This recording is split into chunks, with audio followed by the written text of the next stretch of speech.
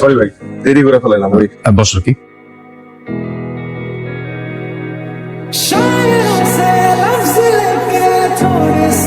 এ হলো রকি। এই তাহলে সে যার কথা তুমি অনেক বলো। Hello Rocky.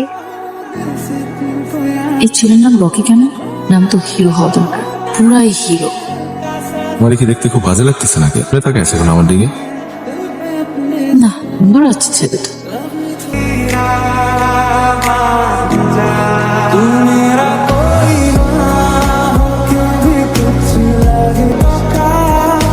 কি করলো এটা? সিগারেট তো খাওয়া যাবে না রকি, সিগারেট খাওয়া আমার পছন্দ না, এটার গন্ধ আমি নিতে পারি না। এই যে তুমি সিগারেট খাও, তোমার গা থেকে যে গন্ধ আসে এটা আমার ভালো লাগে না। এই 2 দিন যাবত আমার লগে যা করতেছে এটা কি ঠিক হইতেছে? সিগারেট খামো কি খামো না এটা পুরোপুরি আমার পার্সোনাল ব্যাপার। আমার কাছে তো তোমার পার্সোনাল বলে কিচ্ছু নাই, আমার যেটা ভালো লাগে আমি সেটাই করবো। কোনো সমস্যা রকি? অনেক বড় সমস্যা, এই বয়সটাই সমস্যা। ইম্যাচিওর একটা মেয়ে, আমি ম্যাচিওর, এই কারণে আমার মনে হচ্ছে তোমার আমার লাইন আনতে হইব। আমার বয়স 24, এদের থেকে মেয়েদের ম্যাচুরিটি তাড়াতাড়ি আসে। তুমি বাসায় আসো না কেন? আমার ইচ্ছা আমি আসি না। তুমি আমাকে ইগনোর করছো না?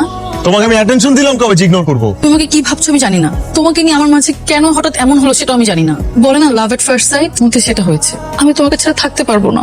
আমি বহুত বন্ধু বান্ধবরা দেখছি এবং তাদের গার্লফ্রেন্ডে দেখছি যখন প্রেম করে তখন এত বড় বড় কথা বলে, তোমার ছাড়া থাকতে পারবো না, বাঁচতে পারবো না। কিন্তু ঠিক ওই মেয়েগুলাই বিয়ে করে পোল্টি মায় আরেকটা ছেলের সাথে চলে যায়। হয়তো তাদের প্রেমিকারা তখন আবেগের বয়সে ছিল তাই এসব বলেছে, কিন্তু আমি আবেগের বয়সে নাই।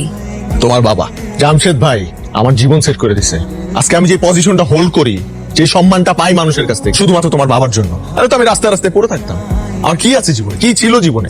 আমি যদি তার সাথে বেইমানি করি, সেই জীবনে আর একটা মানুষকে বিশ্বাস করতে হবে না। রকি, আমি যদি এখন চলে যাই, আমি কিন্তু জীবনেও আর তোমার পিছনে আসবো না। আমি তো এটাই চাই, তুমি আমার পেছনে আর কখনো না আসো। না আসলে তুমি সুখী হবা? অবশ্যই, অনেক সুখী হব। ঠিক আছে, নিয়ে দিলাম তোমাকে সুখ। Thank you.